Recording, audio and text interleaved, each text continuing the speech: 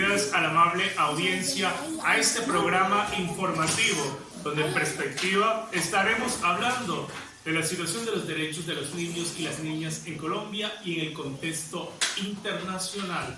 También estaremos hablando de algunas políticas de atención integral a la primera infancia. Yo soy Jorge Llanos y los saludo aquí desde la institución educativa rural Boyacá, sede de La Victoria, en la vereda El Filo de San José del municipio de Béjico. Sean todos bienvenidos. Entremos en materia. Vamos a empezar definiendo qué es la Convención de los Derechos del Niño. Pues bien, es un tratado internacional adoptado por la Asamblea General de las Naciones Unidas el 20 de noviembre de 1989, mediante el cual se reconoce a todas las personas menores de 18 años como sujetos de derecho. Ahora bien, ¿cuál es el propósito de la Convención de los Derechos del Niño? Este propósito es definir los derechos humanos básicos que deben disfrutar los niños y las niñas. Un efecto inmediato de esta convención en el contexto histórico y político fue situar a la infancia como un grupo social que requiere ser protegido. La pregunta que subyace de todo esto es cómo garantizar el cumplimiento de los derechos del niño. Esto considero que se puede hacer reconociendo la importancia de la cooperación internacional para el mejoramiento de las condiciones de vida de los niños y las niñas en todos los países, en particular en los países en desarrollo, reconociendo sus derechos y promoviendo su cumplimiento por los diferentes actores sociales e instituciones.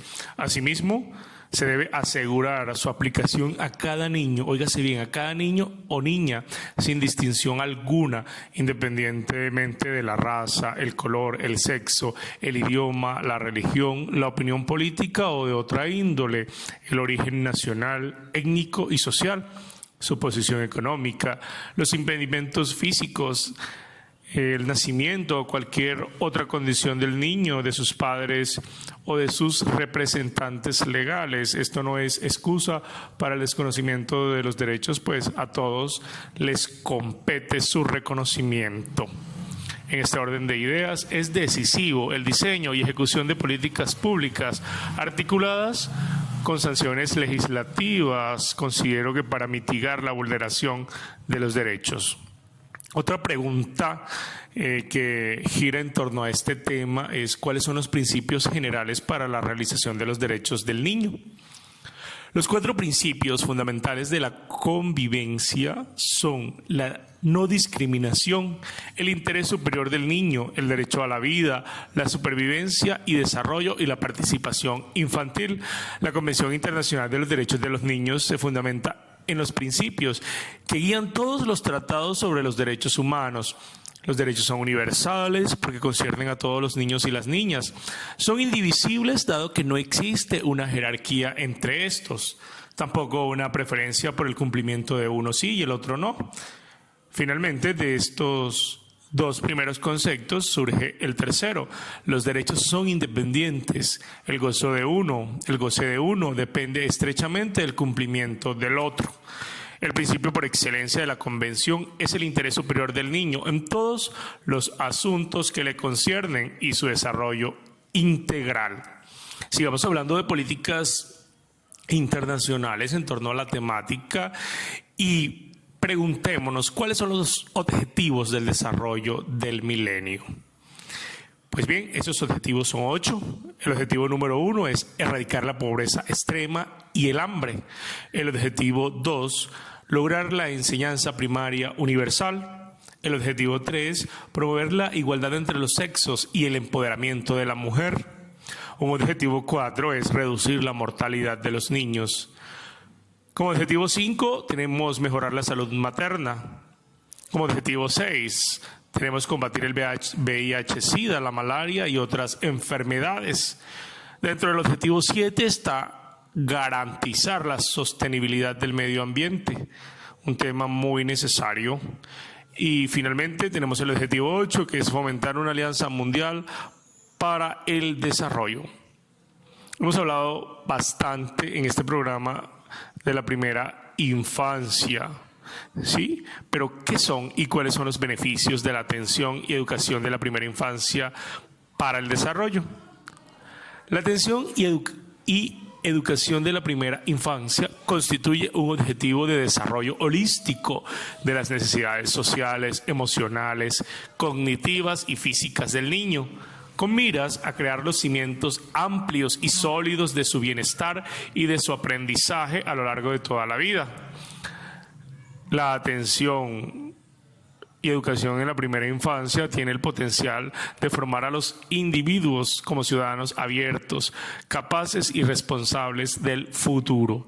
Es por ello que la atención en primera infancia constituye una de las mejores inversiones que un país puede emprender con miras a favorecer el desarrollo de sus recursos humanos, la igualdad entre los sexos y la cohesión social, y a reducir el costo de los programas de recuperación posterior.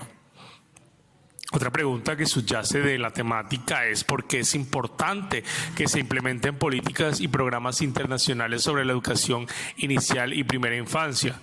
Creo que ya hemos empezado a hablar de ello. Diría la UNICEF que el aumento sostenido de recursos para el cuidado y desarrollo integral de los niños en su primera infancia es básico para garantizar los derechos de ciudadanía desde el nacimiento, asegurar mejores resultados en los aprendizajes futuros y la reducción de las desigualdades educativas y sociales. Está claro que el aprendizaje empieza con el nacimiento. Podríamos afirmar que un poco antes, ¿cierto? Y que las oportunidades con las que cuenta una persona para alcanzar el desarrollo de todo su potencial como individuo comienzan a definirse desde el momento en que ingresa al mundo. Por lo tanto, el entorno de los niños incide de manera crucial sobre el desarrollo actual y futuro de su cuerpo, su mente y su capacidad de aprender. En consecuencia, las privaciones económicas, afectivas y la violencia durante los primeros años producen daños en el desarrollo de las personas, que en muchos casos son irreversibles.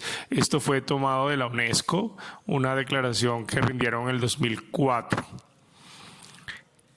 En este momento nos toca responder la interrogante: ¿cuál es la situación actual de la primera infancia en América Latina? Yo creo que hay un silencio porque de verdad que la situación de los niños en América Latina es muy triste, es muy compleja.